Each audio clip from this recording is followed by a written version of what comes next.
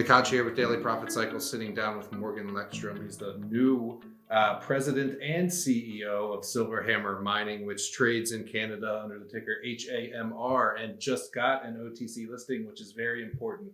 HAMRF, if I am not mistaken. Correct. Morgan, thanks for coming to Spokane to see me.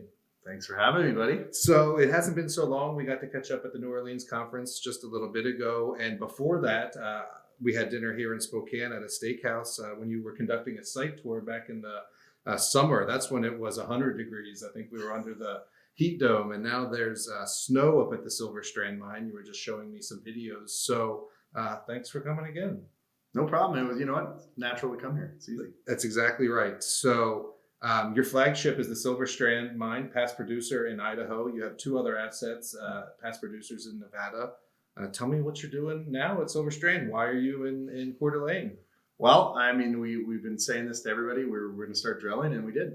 I wanted to make sure our underground drill was working well, and working with our team on the ground. Everyone is very busy, so I thought I'd come down here, show my support to the team, and really take that boots on the ground approach with everyone. So we're core drilling in the underground, and we should have some pretty good core and hopefully some results sooner than later. And I just really like being on site. I really like connecting with the people that are the drillers and my geologists, all of them. I think it's so important as a leader to spend a lot of time with your people, right? Absolutely. I don't armchair quarterback, and I never have, and I never will. So it's really nice to get down here. Plus, I love Idaho. It's unbelievable. This whole area is beautiful. So Coeur d'Alene and the Silver Strand site is stunning in this weather. It's been pretty nice. And it's a wonderful place to explore for and develop silver mines, obviously one of the most prolific silver districts in the world. And the market and shareholders, prospective shareholders, retail are obviously excited about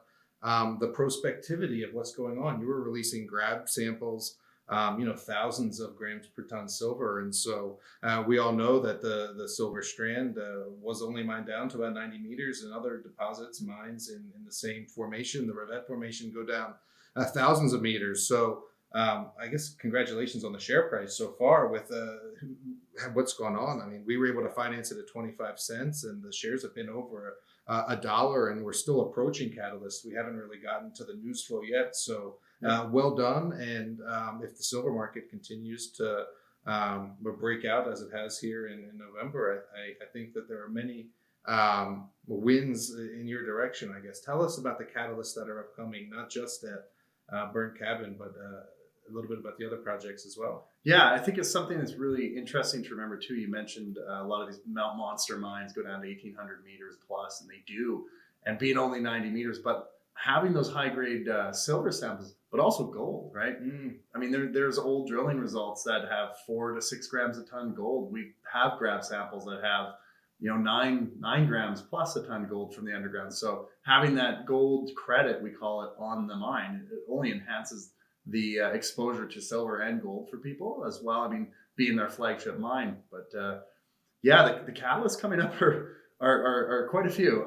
We just finished our programs at Silverton and Eliza, our new Nevada assets. We picked those up formally 2 months ago, and conducted a geochem program at Silverton, including sampling and mapping. Conducted a sampling and mapping program and some satellite imagery work at Eliza, and I'm really excited for those catalysts. Those are things that take a company from just being a baseline exploration company to give us a path forward, how we're going to drill it, how we're going to eventually put it into production. I mean, that is my background, right? So we'll have those coming up. We'll have core samples coming out of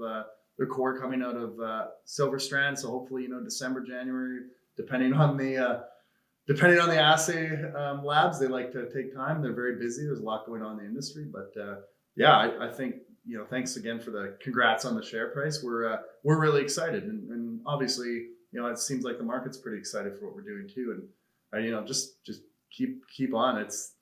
Keep going. It's gonna be a fun ride. Sure. I mean, you guys structured it well to have success in the capital markets. It's 37 million shares outstanding, and so you're well funded. You raised money over the summer, and I should also point out that things have happened quite quickly. You've only been trading for 6 or 7 months, have gone from 25 cents to $1, like I say. So this is still very early in the story's life and the company's life, and you have a lot of goals and ambitions yet to hit. I mean, you don't make a secret that you guys want to become a mid-tier silver producer, right? Absolutely. And so you have past producing assets that'll do that. We just said Silver Strand is the flagship. It's being drilled.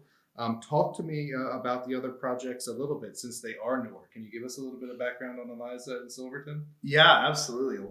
They're super interesting. Eliza's in the historic Hamilton district, and this district was mined from 1860 to mid 1870s, and that was the big monster mines like Treasure Hill. It was the largest silver rush in the U.S. at the time. It's that area is the reason Nevada is called the Silver State. So it has not been looked at since late 1800s. You know, they thought they mined out the northern part of it. We're on the southern side of the fault. There's a couple little mines in there, one being the California mine. And it produced grades up to 18,500 grams a ton of silver equivalent. And, you know, to put that in everyone's perspective and mind, I mean, you need about 200 grams a ton to build an underground mine successfully, depending on the economics. But it's an incredible opportunity to use modern geology, modern technology, including satellite imagery and these types of understandings to hopefully build out a large exploration payoff resource there and put something unique into production. I think I saw in your slide deck that adjusted for today's prices, it's like $15,000 a ton rock or something they were mining there. Yeah, it was insane. It was insane. There's some very interesting old texts that talk about geological associations and how much they had mined there. And I mean, I don't even want to talk the numbers because they're so big, but the potential on that side of the fault it's in the Lake Devonian limestone. It's the same limestone they were mining at Treasure Hill in the 1800s. So there's no reason it doesn't go down. And we've had grab samples on surface that are just, you know, very high grade, 5 to almost 2,000 grams, 1,600 grams a ton. It's pretty consistent. So we're excited for Eliza. And then Silverton is about an hour out of Tonopah. Okay. Silverton is all around Silverton's these mountains, right? And it's kind of volcanic around it. And there's been a lot of geochem work done around there, and there's some drilling up in the mountains, and they found gold. And we picked up what the lower portion, which was a past producing silver mine. So 30 ounces or 933 grams a ton. And we got down there, and the gentleman we picked them up for, Dave Forrest, him and I went down, again, boots on the ground, went down there. We walked these for a week. And we're like, wow, you know, Dave thought there was a bit of a gold system. So we start looking at it. We started sampling it. And we just released some samples, you know, that 0.2 to 6.1 grams a ton gold. And when you think about pits, giant open pits like Kinross's Round Mountain pit, their head grade's 0.7 grams a ton. That should give you the potential size and mass of that area. So we're excited to be chasing that down, as well as the silver portion of that property. It's really unique. So you have news flow coming on 3 past producing mines. The cores going to the assays going from Silver Strand soon, and then mapping geochem sampling from Eliza. And was it mapping from Silverton? Yeah. Mapping geochem sampling from Silverton, mapping and sampling from and satellite imagery work from Eliza. So a unique approach. We're trying to do things in a way that accelerates, as we've done with this company, right? You know, as we've done with Silver Strand. I mean, getting an old past producing mine, rehabilitating it, driving a new drift, putting a new drill leg, getting a drill on site. Like, these are very collaborative events. They don't just happen by themselves. And having, you know, being in the mining industry for so long, and it's more natural, right? It works quick when you know what you're looking for. Well, like I say, the market is anticipating the results. You can tell by the share price. You can tell by the number of newsletter writers and things you've been able to gather so far. So not only was the company structured well, but you've approached it right, I think, from a capital market sense. And so I said the silver price is starting to cooperate. We can only hope that the rocks cooperate. We don't control that. So that could be sort of the feather in your cap here in the next couple of months. I'm really excited about the assays coming out of Silver Strand. Anything else we need to know about from Silver Hammer Mining? No, I mean, just we love connecting with everybody out there, all our shareholders and prospective shareholders. We do have a lot of catalysts coming out, and we really enjoy going to these conferences and talking about our story, because I firmly believe we are building and we are going to be building a mid-tier silver mining company.